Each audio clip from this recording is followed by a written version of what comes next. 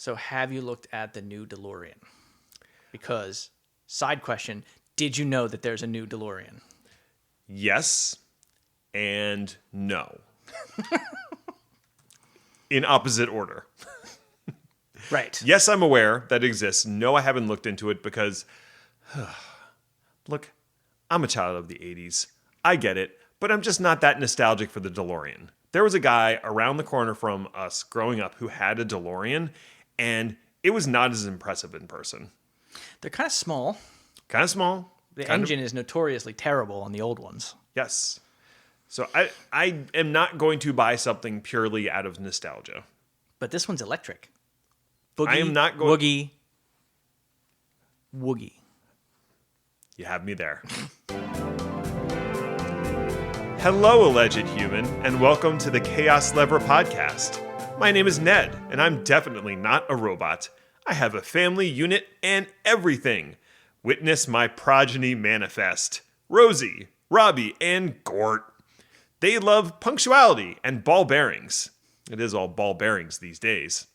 They sure are real. There's a pet cat as well, who is not a sentient paper shredder. It does love shredding things, though. With me is Chris, who's also here. I mean, the thing about cats is, aren't they all sentient paper shredders? Of varying degrees, yes. And what's interesting is their definition of paper is very loose. Does it shred? Ergo, it is paper. Ipso facto QED. I rest my case. Oh, having a cat taught me that there is a proper way to put the toilet paper roll on, and it's the way that makes it harder for them to shred the whole roll. I mean, they'll still do it, but this way is harder. Right. And what is our lives other than making things harder for cats? Wow. That might be the most profound thing you've ever said. We should just stop now. But we won't. Let's instead talk about some tech garbage. Let's do that. All right. Let's talk about everybody's favorite part of the internet, browsers and search engines. Wow, that's not what I was thinking. Well, the search engines get you to your favorite part, weirdo. I know, you spend all your time on Bing. I know all about it. It's weird. Everybody needs to know how to smoke kippers. And if I don't go to Bing, how am I going to find that out?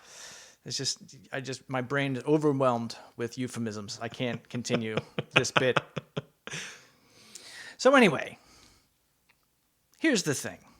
Everybody uses a browser to use the internet. Oui. And in order to find things on the internet, everybody has to search for them.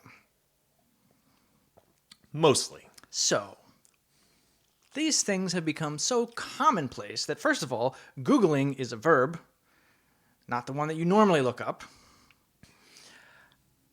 There's a case to be made that the intelligent and successful search engine is the underpinning of the internet. There's definitely a compelling case to be made for that. That was kind of what revolutionized things. And there was the whole search wars. Right. That was launched, and then Google pretty much won it. So just 90 seconds of history. When the internet started, there were 3 sites on it. And then there was 30. Well, I mean, we also have to make the 300. distinction because there was the internet and the World Wide Web, which were at a time were two separate things. And somebody around that time decided, you know what? We need to keep track of all these things. So they started doing it by hand. Oh, yeah. In a file that was online, much akin to a directory, like a phone book or something. And that directory was passed around and updated between the 6 people that were using the internet at the time. By hand. By hand, yes. And this happened and continued for a shockingly long time. Mm-hmm. But eventually, actually automating this type of stuff had to happen. Uh-huh. Side point, did you know that the Google search crawler, the internal name for it is the Googlebot? I didn't. It's kind of adorable. I also hate it. My response and sentiments exactly. All right. Anyway, you get to the point where a search engine is essential because there are too many sites to check by hand. Fun fact, Yahoo was not crawling the internet per se, but they were trying to build a directory in the same model as the original text file. Yes. And that did not scale. No. Google took a completely different approach to site discovery, And that is part of why they are so successful. Yes, and another thing that makes them so successful, and we'll get to it in depth towards the end of this little thing, is it turns out saving information about A, previous searches, and B, previous searches made by a specific person means that the results you get back are actually better. Also, ads. Yes. Well, that came in later, but you're correct. Correct. Thank you. So, this became ads. This became stealing all your personal identifiable information. Led to a backlash. We started building privacy stuff. Our little favorite search engine that could, DuckDuckGo, aka Paoli's most aquatic private search engine company, found themselves in a spot of trouble along these lines. Indeed. For what they did to begin with, remember, was put privacy, security back into the search engine game. They, of course, wanted to expand their empire and put out a browser app. Because everybody needs an app. Who are you if you don't have an app? I have like 6 apps right now. I mean, I like apps. More of a tapas person, really, but apps are good. Well, I mean, tapas, bet you can't eat just one, but why in the world would you? Yeah, I know. So, DuckDuckGo's app tries to follow in the tracks of the company's gigantic privacy reputation, Right. including stopping third-party trackers, which is good. Generally, yes. Unless, it seems, for this particular use case, if those trackers come from Microsoft. So we're leaning bad. Not great. A security researcher was monitoring the browser, which only came out officially last December, so it's relatively new. Right. This security researcher noticed an unexpected phenomenon. Data was going to Microsoft, even if the browser wasn't pointed at a Microsoft website. So that's bad. That means that DuckDuckGo, purveyors of this browser that was built around mocking Chrome for harvesting your data, appeared to be working hand in hand with Microsoft to harvest your data. The CEO of DuckDuckGo insists that this is related to a, quote, search syndication agreement that DuckDuckGo, and I'm going to start calling it DDG because that's just a lot of syllables. Fair enough. A search syndication agreement DDG made with Microsoft. Yeah, it's way easier. It's also the same number of syllables. Yeah, but they're easier syllables. Okay. And it does not apply to the DDG search engine itself. So, important distinction. App, Microsoft, bad. Search engine, still, as far as we know, fine. Okay. All right. So, according to the company, quote, this is just about non-DuckDuckGo and non-Microsoft sites in our browsers where our search syndication agreement currently prevents us from stopping Microsoft-owned scripts from loading, though we can still apply our browser's protections post-load, like third-party cookie blocking and the others mentioned above, and we do, unquote. All right. So, I don't know if that makes me feel better. Oh, wait, no, I do know. It doesn't. Oh. So basically what they're saying is, we're going to block everything except Microsoft. Yes. And that's how they did it, because we didn't find out until it was uncovered by a security researcher named Zach Edwards. This has led to a lot of hypocrisy-style backlash aimed directly at DDG, which, of course, made their name shaming Google's privacy-violating policies. And of course, and this is true on iOS, I meant to check this on Android, but I don't have an inferior cell phone, so I couldn't. You can't install a plugin to block this action. So while on the desktop, you might have some mechanisms you can do, on iOS, you can install a plugin into the DDG app. So basically what you're saying is, I'm going to keep my information private, except for Microsoft, on this app. Right. But of course, that's assuming you're using that app and not using Firefox as the browser on your phone. Correct. Now, this might be petty of me, but I am so annoyed that the CEO decided to use the word just. Because it really minimizes what they're doing. Right. Right? You, DDG, the privacy company du jour, are allowing Microsoft to just run scripts and set up trackers wholesale in a way that your users can't opt out of if you're browsing the web on your phone, which is what everybody does anymore. This makes me sad. Oh, we don't want Chris sad. So the question has to be, why in the world did this happen? Money? There's the one. Oh, good. Got we it found in it, one. everybody. Yeah, I mean, they have not actually commented on this part as to why this contract exists. But I think you're absolutely right. First of all, we know that DuckDuckGo primarily uses Bing as their back-end data gathering engine for their search results. This is fine. Microsoft was able to use that as like advertising. Hey, look, they're using our search engine except for instead of Google. Right. So then when DuckDuckGo decided, let's do this app, Microsoft realized, hey, Wait a minute. we've got this little thing called leverage. Oh. So I imagine it was a lot like Darth Vader negotiating with Lando Calrissian. Remember that? It was From the Star War? not so much negotiation, if I'm recalling correctly. Right. The second that DDG decided an app was going to be involved, Microsoft goes all dark side and alters the deal. And pray they do not alter it further.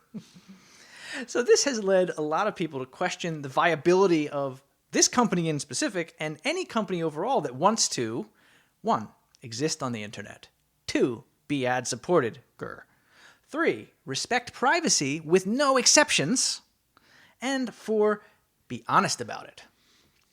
True. You would hope that those would be attainable goals. This exercise that DDG has gone through leads us to believe, maybe it isn't. Well, the biggest problem in the things that you enumerated there is that there is a natural conflict between 2 and 3. Because those who are looking to buy ads want the best possible information. Because they don't want just ad space. Right. They're not looking to take out ad space in a classified in a newspaper. The whole explosion of ads with the internet was the fact that you could get demographic information about not just these general cohorts of who was consuming the newspaper. Like you might know that if I put it in the New York Times, I'm going to generally get this kind of person. Or if I put it in Time Magazine, I'm going to get this other general profile of person. Now they were able to target things with almost laser accuracy. Right. And because of that, that expectation is going to continue into the future. Marketing companies are not going to accept the fact that DuckDuckGo is not offering that level of introspection into who's using the search engine. Introspection. Yes. Oh my God, that makes it sound almost positive. Doesn't it though? But it's not. No. I mean, the shorthand phrase is targeted ads. Yes. And if that sounds like you're the victim of a military operation, I think that's accurate too. Yes. It might be. We might be getting a little overzealous with terminology, but. So the revolution begins at 3. Wait. Aye, comrade. So, and what's funny is, timing-wise, this isn't great for privacy-based browsers in general. Because there's another little browser you might have heard of in terms of anti-privacy stealing, anti-targeted ads, etc., called Brave. Yeah, we've covered Brave in the past. I don't know if we did it on Chaos Lever. They got mentioned at least. At least, if you are a true buffer overflow head, you know all about Brave. So, Brave this week is taking some shrapnel about one of their business practices. Although this one is more around just controversial business model and shady practices around attracting new customers. Okay. Ordinarily shorthanded as marketing. So let's talk about Brave's magnificent cell phone for just a second. Now, Brave also exists as a company specifically built to fight this trend of personally identifiable information being a kind of currency for advertisers. A big difference between them and DDG is that Brave has always been about the browser. And a kind of crypto way of paying websites that you like as the end user and choose to support. Contentious as that part is, we can ignore that for now. We don't have unlimited time. This kerfuffle is about a marketing campaign. So, a few months ago, they decided to embark on what became a very controversial direct mail marketing push. In short, they worked with a direct mailing company to send a mailer to, quote, residents living in certain cities. Brave designed a postcard that was sent third-class mail with doom and gloom aesthetic and phrases on it like, quote, I like being tracked online, said no one ever, as well as, quote, tired of being watched online? And then an appeal and, of course, a QR code, because why wouldn't there be a QR code? Why wouldn't? Yeah, absolutely. To switch to using Brave browser. Incidentally, as I looked into this, the who, in terms of the direct mailing company, was later clarified.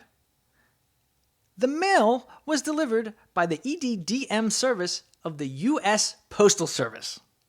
So, in short, the Postal Service has an option to send them files pointed at a zip code of your choosing, and they will print and mail your third-class spam. Yes. I had no idea that this was a service that the USPS provided, but here we are. That is, again, a much larger topic that we don't have time to get into right now, but it is a rich and complex topic about how the post office can possibly fund itself. Right. Since we treat it like a company as opposed to a public service. Well, yeah. But anyway, do not have time for this.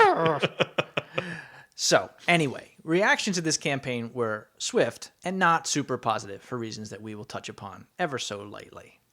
To be clear, this was begun 3 months ago, and it is still happening, and their tone-deaf campaign and their response to it is continually being roasted on Twitter. Which really is, I think, I've thought about this, and this might be the best thing about Twitter, is when companies get roasted. Well, the pantheon of things to choose from that are positive about Twitter is very small. Fair. So, yes, I think that definitely climbs to the number 2 or 3 spot. So Brave went to pains to say, we don't have your PII. It's the third-party company that has your PII, which, interesting strategy. That's not better. So what they're saying is, we won't be abusing your publicly available PII, but we're totally fine with paying a third party to do it for us. Internet privacy aficionados were unsurprisingly not swayed by this argument. No, and not to go off on another tangent, but I mean, the direct mail makes and ads make up the bulk of what is actually sent through the USPS. Yeah, by an enormous amount. Enormous amounts. Possibly preposterous would be a good word for it. Contributing to what I'm sure is a ridiculous amount of waste. Oh, because when you get third-class mail, what you have to do is take it out of the mailbox, walk it to the trash, and drop it immediately in. And hopefully it's a recycling bin. But even then, who knows if it's actually getting recycled? Right, especially if it's one of these laminated postcards. Which you can't recycle. Right. Hooray! So really doing a service to everyone, Brave. Good job. So they've kept up with this promotion, and I'm guessing one of the main reasons for this is that they probably paid for it in full. And doing some research, they probably paid around 10 to 15 cents per mailer. Now, considering that they were celebrating having 50 million active users, which also, how do you know how many active users you have? What's that about? So now they're trying to spin the controversy into an any press is good press type of situation, which might actually work. Who the heck knows? And they actually do have employees on Twitter, on Reddit, on all the social medias trying to limit the damage. So, for example, an official Brave employee had this stance on the effort. Quote, "The main issue, in my sincere opinion, is optics. This is perceived to be an instance of Brave having data about users when it is anything but. We used a mailer to deliver our artwork to residents in certain cities. We received no data. Mailer printed names, which we don't like." Which is an interesting thing, because they could have sent them out as current resident. Instead, they came out as Ned Bellavance, living at deleted. Which freaks people out, especially people that might have just downloaded Brave. Right, because I just downloaded Brave, installed it, and then I suddenly get a postcard? Right. That seems ominous. And if you think about the numbers that we're talking about, if you've done this in highly populated areas, Brave is a growing product. You claim 50 million active users. This is going to happen. And the second that it happens, what's going to happen next is what happened. Backlash and outrage on Twitter. Right. And even though, if you think about it, they didn't necessarily do anything wrong. Except for the mass mailing campaign. Well, I mean, I'm against the mass mailing campaign because I'm against those in general, just on principle. Sure. But in terms of adhering to the idea that they're not collecting your data and using it, they haven't broken with that. Correct. So what this is a tremendous failure of marketing and public perception. And if you're trying to build out and grow your audience to use a more privacy-focused browser, which I think is a net good, You probably shouldn't do a campaign that makes it look like you're stalking your users. that's the one. Yeah. Okay. So that was Brave. And Okay. That was an oopsie. We'll keep an eye on that. But these two things coming, right on the heels of one another is bad timing. And, it is definitely making people wonder, again, why this DDG Microsoft contract kind of thing has to happen. The resulting information sharing, and we're going to put that in hefty air quotes. The whole point of privacy being anonymous searching and not being stalked by unscrupulous advertisers or, advertisers. One thing to remember, and this is what we touched on at the top, if you're using a search engine, you're probably still, in a way, trackable around the internet. And people have to remember and understand this. It's called browser fingerprinting. And what happens is, any website you go to, you don't just get information from that website. You are giving that website information about yourself. Indeed. Yes. And some of them are kind of obvious. Some of them are just like, what's the size of your screen? So that the web server can know how big the graphics should be, et cetera. Make it fit appropriately because it's going to look different on a 4K monitor versus the CRT. Because everybody still has those, right? I mean, I do. But there is a ton of other information that goes over the wire. It talks about your browser down to the micro versioning. Since these things are continually released, it's not just Chrome version 99. It's Chrome version 99.103.16224, whereas I have 103.16225. Boom, difference. Yes. But it also sends things like, are you running Mac? Are you running Windows? Are you running Linux? Difference. What version? Windows 10, Windows 11, Windows XP, Windows ME? I wouldn't dare. Difference. And the list of these things is actually pretty big. The EFF has a good site that you can see this, because this is just happens. So you can check what browser fingerprint you're giving and test it for yourself. And it's terrifying.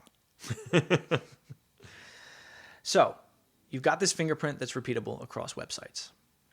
And now we have to remember big data, our best friend.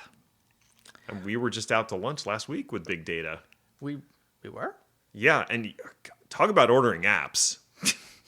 Big data, big appetite. Oh, I get it. You did a word-based joke. I tried. So one piece of personally identifiable information combined with that fingerprint, boom, you're trackable. Why are you trackable? Because that fingerprint is stored in hundreds, if not millions, of different places on the internet. They build the equivalent of a rainbow table. They can look this stuff up and say, oh, there's Ned. He's on Bing again looking for things nefarious. Smoked salmon recipe, obviously. Another uncomfortable euphemism. So, you can see why this tracking, and I'm really, really grazing over the top of it because, again, time-based concerns. This type of thing would make people uncomfortable, which is why they would lean toward DDG and their like in the first place. Well, now all of a sudden that goes out the window. What is an enterprising privacy purveyor of the internet to do? I mean, one of the other criteria that you brought up in your 1, 2, 3, 4 was the idea that it is ad supported. There is the potential option to build a business that is not ad supported. Correct. The biggest problem is searches are expensive. It requires computation, and it requires a lot of data to do well. Mm-hmm. Google does not have a 75% market share for nothing. No. They are legitimately the best search engine in the world. So it stinks that they are... well, they used to be Don't Be Evil. And then they changed that. Then they decided Do Be Evil. More of an active role. Yeah. But over the time that they've existed, they have indexed, quote, hundreds of billions of web pages, and their search index is, quote, well over 100 million gigabytes in size.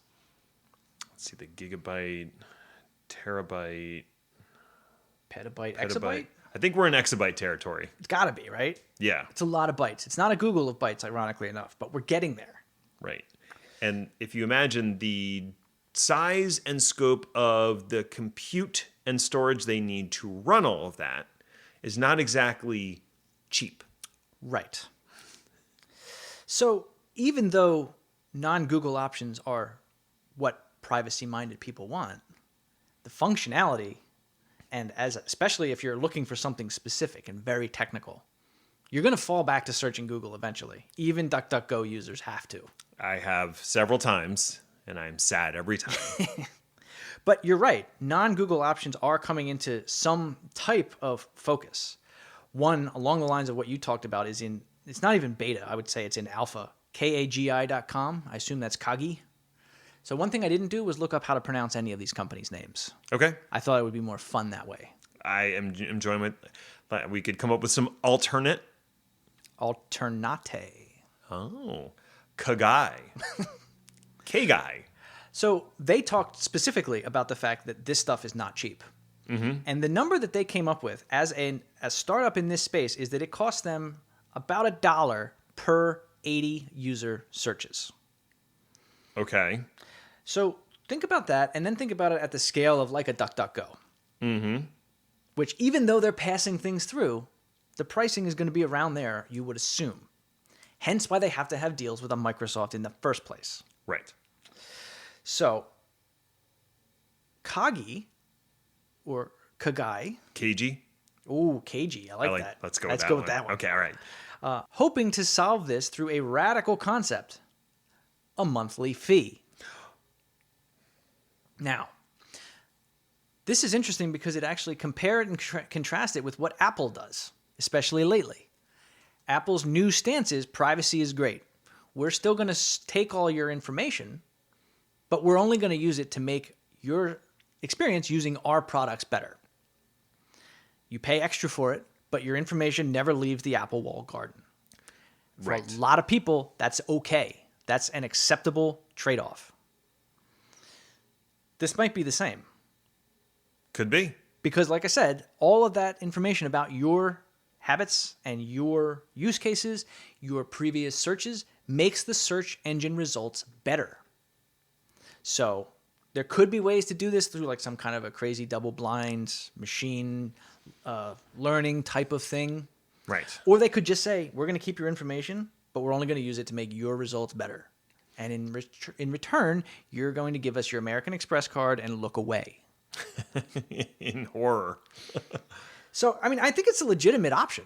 I'm curious Absolutely. to see what their results are. I am on their mailing list. I have not gotten access to the product yet. In the same way that I have said before that if Facebook had a paid version that filtered out all of the crap, I might potentially sign up for it. Right. Well, and just another aside of the aside, around the aside, beside the other side. That happened. They asked Zuckerberg directly in like 2015, 16, at the point at or around when it went IPO. What are you going to charge a monthly fee? And his answer was basically, well, we're not going to do that. And the reason for that is that we have all this data and we don't know how much it's worth yet. So we might accidentally rip ourselves off by having a subscription model. And he was right. and now we're all sad again. It's more of a constant state of affairs, but moving on. So another option, if you're of the more technical bent, is actually to run a search engine of your own. Now, you might be saying to yourself, we just talked about 100 trillion, quadrillion exabytes. What are you talking about? Yeah, I mean, is this going to run on my Raspberry Pi in the basement? Because that's all I got. Strangely, it might. Oh. There's bizarre. another company that I don't know how to pronounce. It's SEARX. Sears X. Sears X. Perfect. Basically, you install something, it could be as small as a Docker container or a full service that has a lot of data sources to pull from. So you're doing kind of a meta search, which is not unlike how DuckDuckGo works, but they do it at scale. So you have this open source product, you run it on your own. It's got these different sources that you can get to through some type of mechanism of your own devising. Some anonymizing mediary? As like a for example. Ah. So the thing that's interesting is you can pull from a whole bunch of different places. You could have it pulling data from Google. You could have it pulling from Bing. You could have it pull from Yahoo. God, I couldn't get through that without laughing. You tried. Oh, it was so close. The downside, though, the results are still not going to be as good as Google's. At this point, they're just not. Right. But if you're specifically focused on privacy, they might be good enough. You might have to scroll through 5 pages instead of getting it in your top 10 results. But some people might say, so be it. So be it. So be it. You know, and actually, this is a real question because you could simply run a containerized instance that only has a browser running in it that has precisely been firewalled off in your environment, VPNs out the wazoo, connecting to Google so you can do Google searches without Google getting meaningful data. Yeah. But that's a lot of work too. What you could do as an alternative, and this is something you could charge for, and this is our business idea, don't steal it, TM. You could potentially spin up really short-lived containers on a cloud service and have those containers do the query for you with very nicely calibrated user agent strings. Pass that information down to you, and you pay for the cost of running that container. And assuming that it is suitably short-lived and you're on a free tier on a public cloud provider, until you hit a certain threshold of searches, you might not even have to pay for it.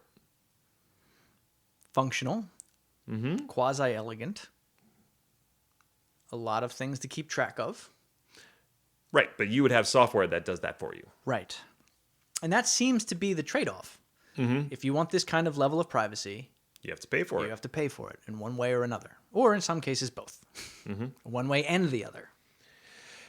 Because ultimately, as the old saying goes, Chris, If you aren't paying for the product, you are the product. mic drop. All right. Lightning round? Lightning round. Can you actually, own stuff, man? What might seem like an esoteric question actually has some gravitas in our modern world, where just because you buy something, like a smartphone, let's say, just random example, doesn't mean you entirely own that thing. You might have the physical device, but what about the components inside? Are you free to alter or repair the device without risking the wrath of major tech companies? And should those self-same companies provide you with information on how to fix that device without you having to hand it over to an official repair shop that is likely to charge a tremendous markup for its services?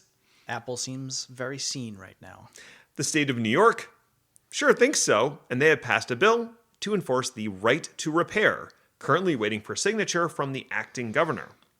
The text of the bill says, quote, requires OEMs to make available for purposes of diagnosis, maintenance, or repair to any independent repair provider or to the owner of digital electronic equipment manufactured by or on the behalf of or sold by the OEM on fair and reasonable terms, documentation, parts, and tools inclusive of any updates to information, end quote. I'm scared.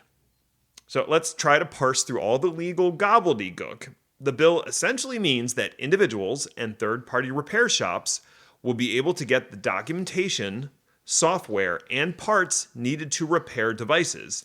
And the OEMs, that's original equipment manufacturers, can't force you to go to their special shop with high-ordained priests that know the sacred rituals to replace an iPhone screen. So many candles. So much goat blood. While this is certainly a step in the right direction for consumers, the bill makes exceptions for medical devices, home appliances, and agricultural equipment. So, John Deere, you're off the hook. For now. As someone who's been known to repair a thing or two, the lack of good documentation and software is a huge pain, and I'm excited to see similar bills make their way across the country. Seth Green can't make a show because he thinks his stolen NFT is that important. Okay, deep breaths, everybody.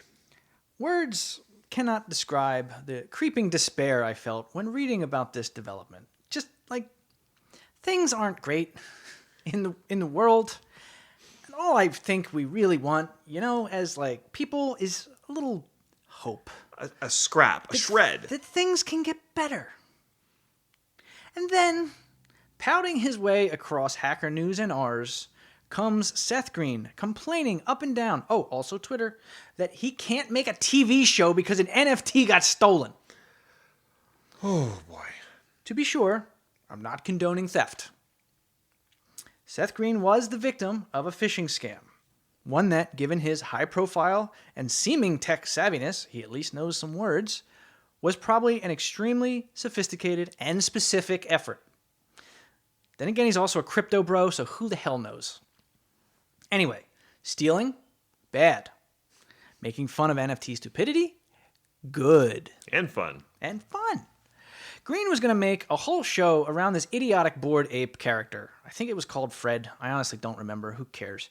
Because it's easier to sulk about it on Twitter than cancel the whole project than it is to just, draw a different monkey? Give him a yellow hat. Who cares? Stop it. Indeed.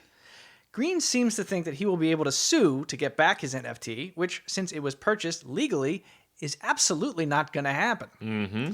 And again, none of this would have happened if he had just made his dumb show and ignored the NFT scam completely.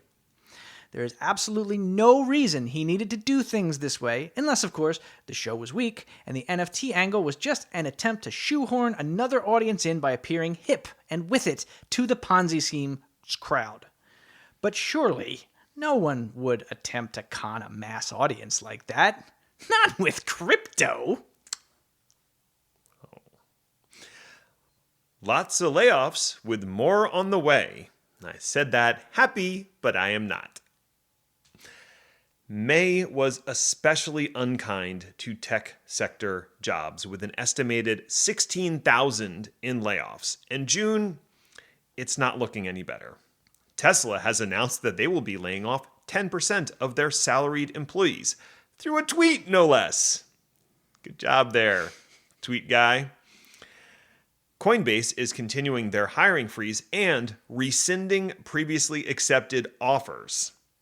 And a host of other companies like IRL, Policy Genius, and Gemini are all laying off staff as well. What are we to make of all this, and what does it mean for the tech worker today? If we're being honest here, and since we have zero sponsors, there's no reason not to be. VC-backed companies are short-sighted, unprofitable messes who make bad decisions that will haunt them later. Truth. Okay. Publicly traded companies are only slightly better. But that's a bar so low, it might as well be embedded 6 feet down into bedrock for everyone to casually stroll over on their way to the unemployment line. Most of these layoffs are a direct result of the economy cooling down, rising inflation, and a desperate need of companies to cut costs while still showing growth and profitability, or at least a path to profitability. After all, in this era of late-stage capitalism, if you're not growing 20% every year, you might as well not exist. And firing staff, or putting in a hiring freeze is a quick and easy way to cut costs without impacting short-term income. What about long-term? Fuck it, YOLO! Am I right? Yay. To those impacted by the layoffs or the rug pull of job offers, screw you Coinbase and your lack of commitment, our hearts go out to you. My DMs are open, and I know some people or can offer distant emotional support. Because every time I try to get close to you, you push me away, Carolyn. You push me. I mean, anonymous person listening to this podcast. So is the support like distant, or are you just distantly offering support? No, I'm just emotionally distant. Right. Dead inside. Got it. Okay. Microsoft continues innovating by renaming a bunch of stuff and jamming it in a folder. Woo! Microsoft Entra. It sounds like a competitor to Amazon Key, or maybe a medical robot designed to aid in painless injections. Or maybe some of the weird shit that Ned bings. Who knows? What it actually is an Azure dashboard and product family focused on identity and access solutions. No new products per se so far, just a couple rebrandings. In short, Azure AD, part of the Entra family. Sure. 2021 purchase CIEM, that's Cloud Infrastructure Entitlement Management, not SIEM, which means something else. Anyway, it's now called Entra Permissions Management. And finally, Azure AD Verifiable Credentials is now called Microsoft Entra Verified AD. There's, of course, a dashboard for this new family of products, which so far is a little sparse. But the gang's all here. Mm-hmm. No comment from Microsoft on why Azure AD didn't get the Entra AD rebound, although suspicions are floating. People have actually heard of it. No comment from us on what Cloud Knox or Verifiable ID actually do, because, I mean, if you don't know, I'm certainly not going to tell you. The Microsoft Verifiable ID project is actually kind of interesting, and maybe that's a topic for a future. No, I mean, I totally know, but we'll tell the audience. Okay. Oh, gotcha. Okay. Cloud Native Con and KubeCon EU highlights. Cloud Native Con, KubeCon in Barcelona wrapped up a couple of weeks ago, and I thought I would finally check out some of the sessions now that they are all available online on the official CNCF YouTube channel. Sysdig has compiled a great list that focuses on security at all the layers of the stack. One of the ways you can tell a project is reaching maturity is that all the exciting stuff is now happening with security. That means the underlying project is mostly stable, and now we need to focus on things like user experience, operator experience, and yes, nailing down security. Definitely check out the list we've linked in the show notes for an enhanced viewing experience, like with video and stuff. Beyond security, among the big announcements during the keynote, we have the new Prometheus certification exam and a network function certificate for CSPs. That's not an exam, that's a certification program. And Boeing has joined as a platinum partner for the CNCF, which I guess is good? CNCF is flying high. There it is. Be quiet. Maybe Kates can make their next plane stay in the sky. Too soon? Okay. Another big trend was the discussion about GitOps and CI/CD with its own separate conference day, as well as the related technologies like Flux and the Weaveworks suite of tools. CI/CD continues to evolve, with Argo being a big focus and the draft to spec that was actually announced at MS Build. Check out the GitOps Day sessions and see for yourself. 2022 marks the 7th year for the conference, and things have not slowed down in terms of attendance, sponsors, or projects. There were 7,000 people in attendance, like actually there, right, physically there, which sold out the conference. That's a super crowded living room. Indeed. The original conference had 700 people. While Kates itself has become somewhat boring, the ecosystem around it continues to expand. You know, in a way, it kind of reminds me of VMware in its heyday, which I hope is not an indication of imminent stagnation, though the open source nature of the software leaves me somewhat optimistic. I mean, I would say you probably have like 15 solid years. It's not imminent. It's more inevitable, but we've got some time. I'll trade imminent for inevitable. Google brings us right back to Hangouts by merging Meet and Duo into just Meet. Yeah, it's a reading from the 13th book of Google Can't Do Anything Except for Search Correctly, Nor Shall They Ever. Chapter 37. There was a VoIP product called Hangouts, and it was good. Okay, saith the Lord, it was fine. It hath been decreed as such. Get off our backeth about it. Anyway, Steve Google, in his wisdom, saw that Hangouts was fine and decided to sever it in twain. There shall not be one, but two, he said.